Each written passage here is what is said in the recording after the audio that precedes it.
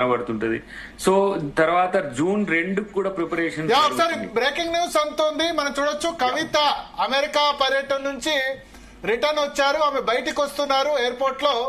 Airport బయట మన team కూడా ఉంది, అక్కడ మీడియాతో మరి కాసేపట్లో మాట్లాడే అవకాశం ఉంది. మనం చూడొచ్చు జాగృతికి సంబంధించిన కార్యకర్తలందరూ కూడా అక్కడ కనబడుతున్నారు. బట్ బీఆర్ఎస్ నేతలు కూడా కంప్లీట్ గా బీఆర్ఎస్ బ్యాక్గ్రౌండ్ ఉన్న నేతలు ఎవరు కూడా లేరు. ఎయిర్పోర్ట్ బయటికి నుంచి చిరునవ్వు చిందిస్తూ ఆమె బయటకు వచ్చారు. సో చాలా ఉల్లాసంగా ఉత్సాహంగా కనిపిస్తున్నారు. So something she want to tell. ఇప్పుడు వాళ్ళందరూ గ్రీటింగ్స్ తీసుకొని మీడియాతో మాట్లాడే అవకాశం ఉందని చెప్తున్నారు. 16వ తేదీన ఆమె అమెరికా పర్యటనకు వెళ్లారు తన కుమారుడి గ్రాడ్యుయేషన్ కార్యక్రమంలో పాల్గొనేందుకు. 23వ తేదీన రిటర్న్ వస్తానన్నారు. 23వ తేదీన రిటర్న్ కూడా వచ్చారు. లాస్ట్ 4-5 months గా కవిత యాక్టివిటీస్ చాలా చేశారు. ముఖ్యంగా పూలే విగ్రహం ఏర్పాటు చేయాలి అసెంబ్లీలో అని. కానీ ముఖ్యమంత్రి రేవంత్ రెడ్డి ట్యాంక్ బండ్ మీద పూలే విగ్రహం పెడతారని చెప్పడంతో ఆ యాక్టివిటీ కొంత ఆమె దానికి సంతృప్తి వ్యక్తం చేశారు. ఇక రెండవది బీసీలకు 42% రిజర్వేషన్లు ఇవ్వాలని అన్ని జిల్లాల్లో కూడా, కొత్త జిల్లాలన్నింటిలో కూడా ఆమె యాక్టివిటీస్ చేసిన పరిస్థితి ఉంది. అయితే ఇంతవరకు బాగానే ఉంది. అప్పుడు కూడా చాలా మంది సంశయపడ్డారు, ఏమైనా తేడా ఉందా, పార్టీ అనుమతితో ఇవన్నీ జరుగుతున్నాయా, కేవలం జాగృతి లెవెల్లోనే జరుగుతున్నాయి, ఇదంతా కేసీఆర్ కు తెలిసే జరుగుతుందా అన్న సంశయం అందరిలో ఉండింది. చాలా మంది కూడా, కొద్దిమంది బీఆర్ఎస్ లీడర్స్ కూడా ఈ యాక్టివిటీస్ లో చాలా మంది అటెండ్ అయ్యారు కవితతో, అన్ని జిల్లాల్లో కూడా ఆమె పిలిచినా పిలవకున్నా. బట్ సమస్య ఎక్కడ వచ్చిందంటే ప్లీనరీ తర్వాత ఏప్రిల్ 27 ప్లీనరీ జరిగింది. ప్లీనరీ గ్రాండ్ సక్సెస్ అయింది, నో డౌట్. మనం చూస్తున్నాం అక్కడ ఆ మీడియా స్టాండ్ ఏర్పాటు చేశారు.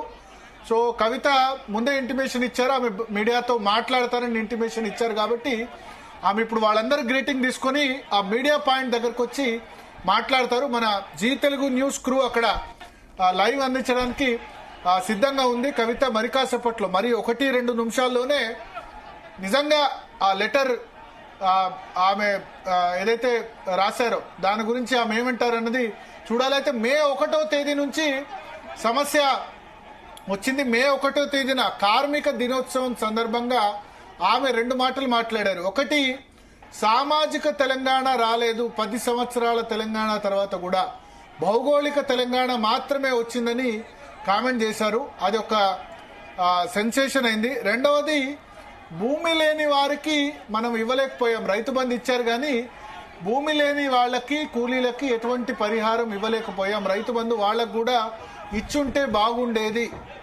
అని ఆమె కామెంట్ చేయడం కూడా సంచలనం సృష్టించింది. తర్వాత అంతకుముందు పుట్టినరోజు సందర్భంగా కూడా సీఎం అంటూ చాలా మంది ఆమె జాగృతి అభిమానులు చాలా మంది కామెంట్ చేసిన పరిస్థితి ఉంది.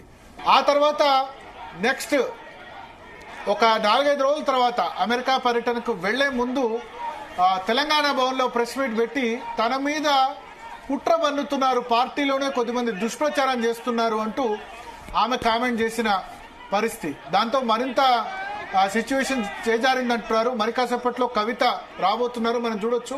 ఇంకా కేవలం 1-2 minutes లోనే కవిత అక్కడికి మీడియా పాయింట్ దగ్గరికి, ఎక్కడైతే ఎయిర్పోర్ట్ దగ్గర మీడియా పాయింట్ ఏర్పాటు చేశారో మీడియా ప్రతినిధులందరూ కలిసి తాత్కాలికంగా ఒక అరేంజ్మెంట్ చేశారు. అక్కడికి వచ్చి ఆమె మాట్లాడబోతున్నారు. సో క్లారిటీ ఇవ్వబోతున్నారు. ఇప్పటి వరకైతే అక్కడ మనకు క్లియర్ గా ఉంది, కేవలం కవిత ఫోటోలు మాత్రమే కనబడుతున్నాయి, కేసీఆర్ ఫోటోలు కూడా ఎక్కడా లేవు. ఇది చాలా ఇంపార్టెంట్ పరిణామం. ఇంతకుముందు పూలే విగ్రహం ఏర్పాటు చేయాలన్నా, లేదా బీసీలకు 42% రిజర్వేషన్ చేయాలన్న యాక్టివిటీలో కేసీఆర్ బొమ్మలు కూడా కనిపించేవి, కేసీఆర్ సంబంధించిన అవి కూడా ఉండేవి. కానీ ఇక్కడ మాత్రం క్లియర్ గా మనకు వన్ సైడ్ గా వెళ్తున్నట్టు కనిపిస్తోంది. మరి ఆమె క్లియర్ గా ఆమె చెప్తేనే బహుశా జాగృతి కార్యకర్తలైనా వాళ్ళైనా ఆ విధంగా చేసేందుకు అవకాశం ఉంటుంది, ఆమె ఇన్స్ట్రక్షన్స్ మేరకే. సో ఇప్పుడు మీడియాతో మాట్లాడడానికి సంబంధించైనా, లేదా అక్కడ ఆమె అక్కడ రావడానికి సంబంధించి ఖచ్చితంగా ఆమె కన్వే చేయాలనుకుంటున్నారు, ఆ లెటర్ గురించి కన్వే చేయాలనుకుంటున్నారన్న మెసేజ్ అయితే వచ్చింది. అందుకనే పెద్ద ఎత్తున మీడియా, జనరల్ గా ఇంతకుముందు నేతలు విదేశీ పర్యటనలు వెళ్తూ ఉంటారు, వస్తూ ఉంటారు. ఆ సందర్భంలో మీడియా ప్రత్యేకంగా హడావుడేమి ఉండదు. బట్ ఈసారి క్లియర్ గా ఆమె ఒక మెసేజ్ కన్వే చేయాలనుకుంటానంటారు. చాలా మంది అక్కడ ఫోటోగ్రాఫర్స్ కూడా అడ్డుగా ఉన్నారు మీడియా కెమెరాలకు. దాంతో ఆమె ఏం మాట్లాడతారన్నది లైవ్ బ్రాడ్కాస్ట్ చేయలేని పరిస్థితుంది. ఫోటోగ్రాఫర్స్ అక్కడ పక్కకు దొరికితే తప్ప. కవిత వచ్చారు మీడియా పాయింట్ కి. కవిత ఆమె కుమారుడు కూడా మనకు కనిపిస్తున్నారు. ఫోటోగ్రాఫర్స్ అందరూ గనక అక్కడ పక్కకు దొరికితే బహుశా మరి కాసేపట్లో ఒక 1 minute లోపే ఇక్కడ మొత్తం లైవ్ బ్రాడ్కాస్ట్ కి సంబంధించి అక్కడ ఏం జరుగుతోంది, ఆమె ఏం మాట్లాడతారన్నది ఖచ్చితంగా మనకు తెలుస్తుంది. సో ఇప్పుడు ఈ ప్లీనరీ తర్వాత జరిగిన పరిణామాలన్నిటి మీద కూడా ఖచ్చితంగా ఆమె చెప్పే అవకాశం ఉంది. ఒక బ్రీఫ్ స్టేట్మెంట్ అయినా అట్లీస్ట్ ఆ లెటర్ నాది, నేను రాశాను లేదు, దీనికైనా జవాబు ఇచ్చేందుకైతే ఖచ్చితంగా అవకాశం ఉంటుంది. సో ఇప్పుడు ఎందుకంటే బీఆర్ఎస్ క్యాడర్ రాష్ట్ర వ్యాప్తంగా ఎదురు చూస్తుంది ఈ మొత్తం పరిణామం మీద. ఎందుకంటే వాళ్ళకి ఒక 4-5 రోజులు కూడా ఆనందం మిగలలేదు.